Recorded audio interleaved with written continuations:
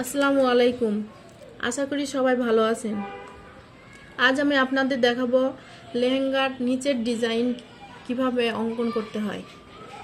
প্রথমে আমি স্কেলের সাহায্যে একটি সাদা পাতায় কিছু ঢেউ আকারে দাগ টেনে নিচ্ছি।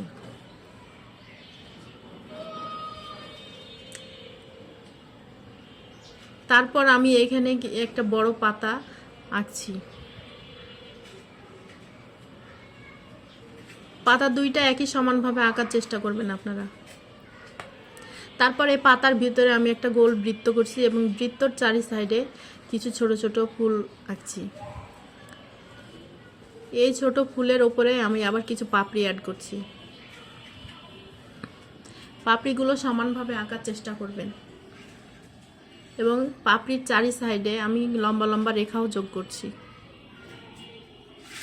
এভাবে আমি পরের পাতাটিতেও একই ডিজাইন আঁকছি।